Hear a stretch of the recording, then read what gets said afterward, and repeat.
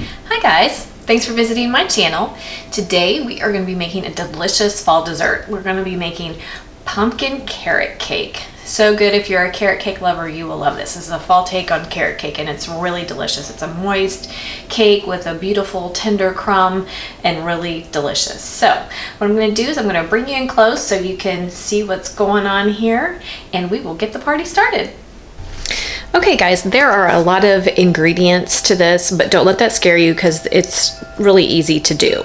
So the first thing I do is I've got my oven preheating to 350 degrees, and then we want to prepare our pans. Now for this cake, I'm going to use 3 8-inch rounds.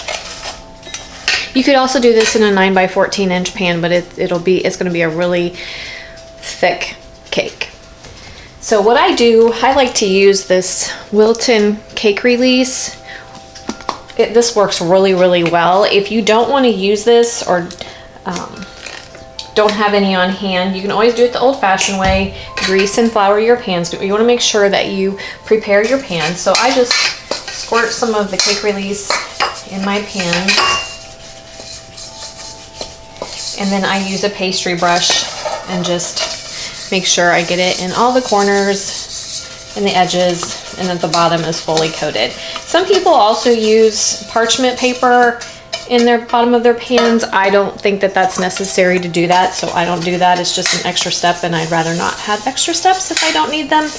And when I use this, I don't need them. So that's one of the reasons I love this and I always keep it on hand. Now my pans, just as an FYI, are also Wilton. I love these. They are aluminum pans. They're really lightweight. Any nice shiny pan will bake cakes really well. So that's just a little tip there. Dark pans tend to make your cakes too dark. So that's the first thing you want to do is prep your pans. Then we are going to take our dry ingredients, and in my bowl I have 2 cups of flour, and to that I'm going to add, in this bowl I have 1 teaspoon of salt, 1 teaspoon of baking powder, and 2 teaspoons of baking soda. And we're going to add those to our flour, and then we're also going to add our spices to our dry. 2 teaspoons of cinnamon, and then a half a teaspoon of cloves, a half a teaspoon of ginger, and a half a teaspoon of nutmeg. Now you can adjust your spices however you like them, but we want to have all those nice fall flavors. You could also use 2 teaspoons of pumpkin pie spice instead of mixing your own. So we're just going to give that a whisk and set that aside. And now we are going to start adding our wet ingredients to our mixer. And I like to use my stand mixer. So to my bowl, I am going to add 1 cup of white sugar, 4 eggs, and you want your eggs to be at room temperature, 1 cup of brown sugar, very lightly packed, 1 cup of pumpkin puree,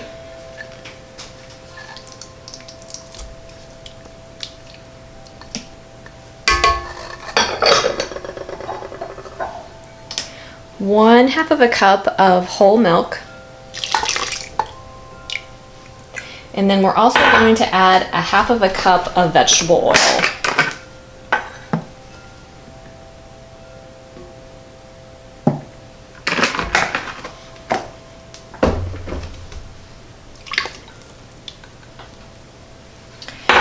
And I'm gonna lock my mixer and we're just gonna give that a good mix. About a minute to 2 minutes. You just want everything incorporated.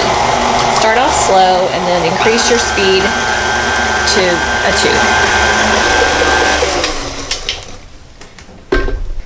2. Okay, just scrape down your bowl once all that's mixed together. And then we're going to also add 2 teaspoons of vanilla extract. And I like using my homemade vanilla extract. If you're not doing that, you might want to check it out. And then we'll just give that a quick mix.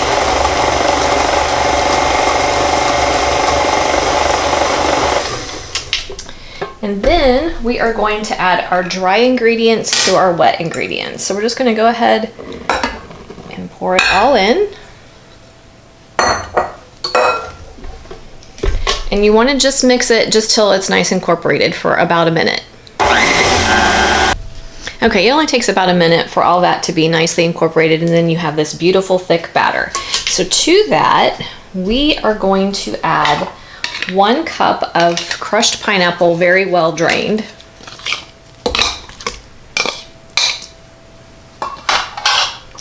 And our carrots.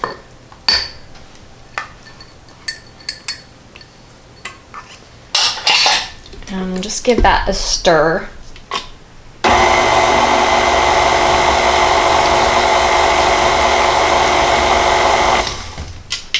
And then we're going to add 1 cup of unsweetened coconut. I've used unsweetened coconut. I know a lot of carrot cake recipes call for sweetened, so that's up to you. I'll let that be your call. But I think we have plenty of sugar in here. I don't need any more. So I'm going to use 1 cup of, it was organic, unsweetened coconut. And then we are also going to add 1/2 cup of raisins. And I've rehydrated my raisins. I took some boiling water, poured it over my raisins, just enough water to cover, and let them sit for about 5 minutes, and then I drained them. It's not necessary, but it does make your raisins nice and soft. So we're gonna go ahead and pour those in.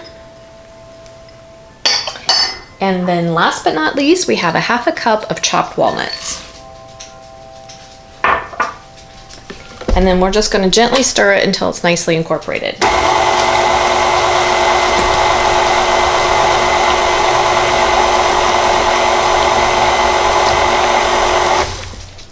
So like 15 to 20 seconds.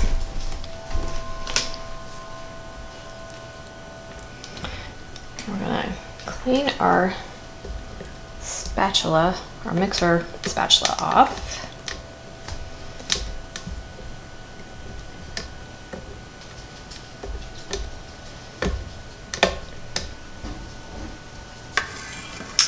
And remove our bowl.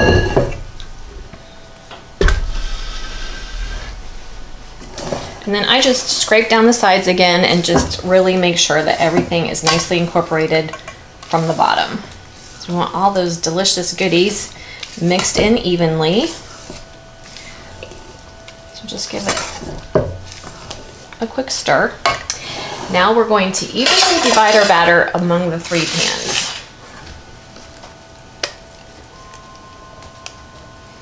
I don't measure it, I just eyeball it. If you want to try to measure it out evenly, that's totally fine.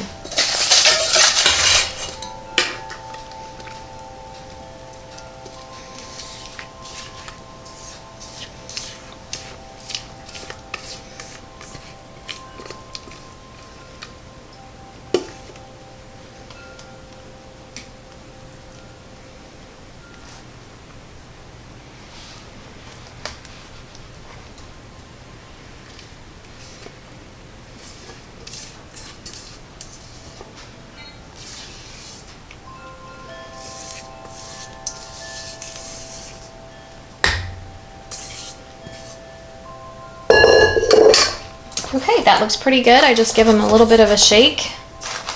And into the oven they go, our preheated 350 degree oven for about 25 to 30 minutes. You want to keep an eye on them, and you don't want to over bake them. You just want to bake them until they're done, and they should spring back when you touch them in the middle, or you can use a toothpick to test them.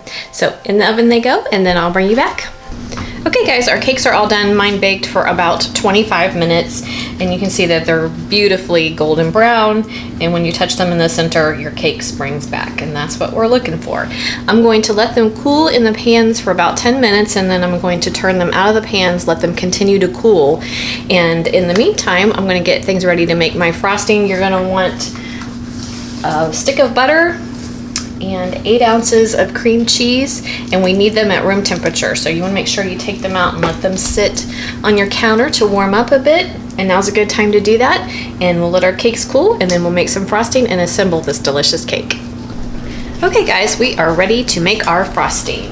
So we're just going to make a basic cream cheese frosting here. So we're going to take our brick of cream cheese, softened to room temperature.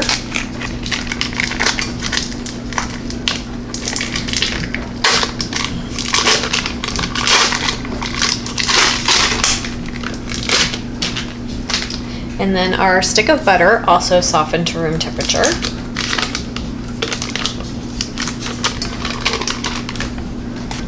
And we're gonna put on our paddle attachment. Put it in our mixer.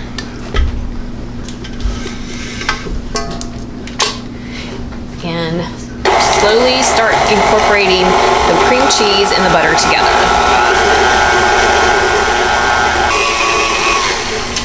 Okay, once that's nicely mixed together, you want to make sure it's nice and smooth and creamy. We are going to add some pure vanilla extract. And I'm going to add about 2 teaspoons.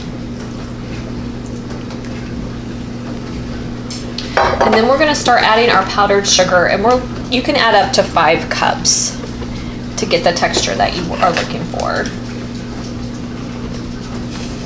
We're just going to add a little at a time and just start out slow.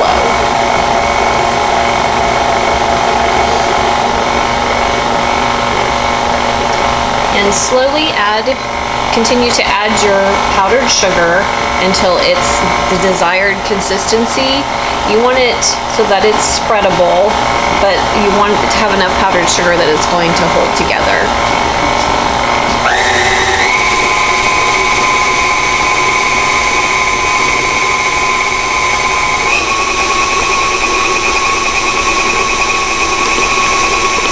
And once you get all of your powdered sugar in, then you want to raise the speed a little bit. You want it more of a medium speed at this point.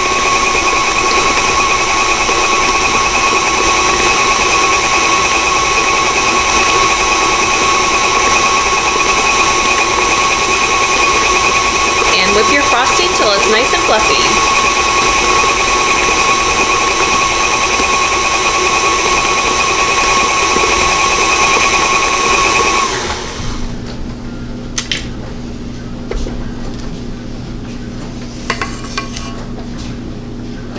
You want it to be nice and creamy and fluffy. Perfect. Now you could also add, if you wanted to, a teaspoon or 2 of cinnamon to this. I really just want the cream cheese flavor, but if you want to bump it up a little bit with the cinnamon, that would be really good as well. And it'll make your frosting look really pretty on your cake. So next up, we're gonna put our cake together. Okay guys, we're ready to assemble our cakes. Now for those of you who struggle with frosting cake, a little tip, if you refrigerate your cake layers first, it does make them easier to frost. So if you struggle with this part, I would encourage you to go ahead and put them in the refrigerator for half hour to an hour or so. Just make sure you wrap them in plastic wrap so that they don't dry out. But look at these gorgeous cake layers. Isn't that beautiful? Perfect and so good. Another thing that's helpful is if you have a turntable, if you frost many cakes, this is a nice investment. They're not very expensive. Okay, here we go. Just gonna put in about a half a cup or so of icing. And we're just gonna do a basic icing here. I'm not gonna do anything fancy. And I just use a frosting spatula. This is by Wilton, but other people make them. You can buy them in any grocery store, but I do enjoy Wilton products. And just kind of go back and forth.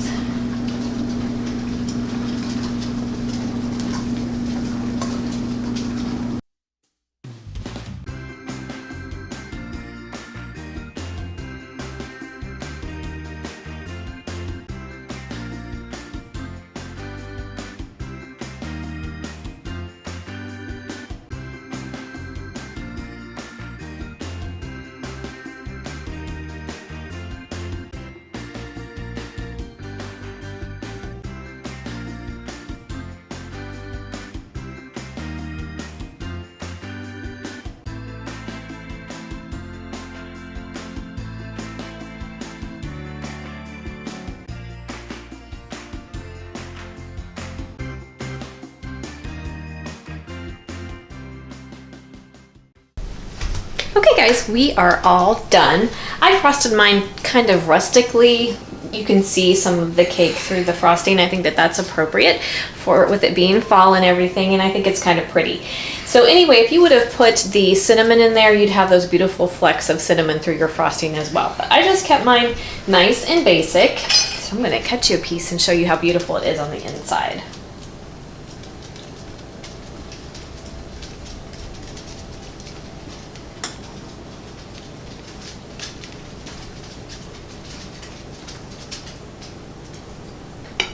It needs to refrigerate a little bit more. I had it in the refrigerator for just a few minutes to help it to set up a little bit, but you'll want to refrigerate it for an hour or so after frosting it.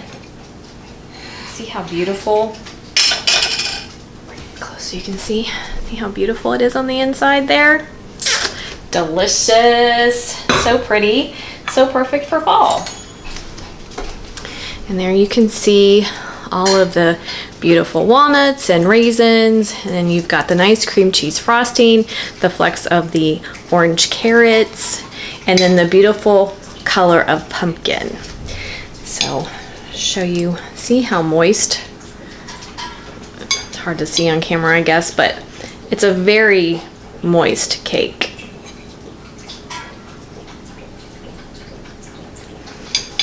You've got the pumpkin in the background, but you can still identify it as carrot cake. It's so good, and I think it's the perfect fall dessert. It would be great for Thanksgiving, which we have coming up here. So I hope you will give this a try. So pretty for fall. Thanks for coming along with me today. I hope you enjoyed the recipe. If you have any questions or comments, feel free to leave them in the comment section below. Hit the like button if you enjoyed the video. And if you're not a subscriber, hit the subscribe button so you don't miss out on any of the fun. And I'll see you next time. Thanks for watching.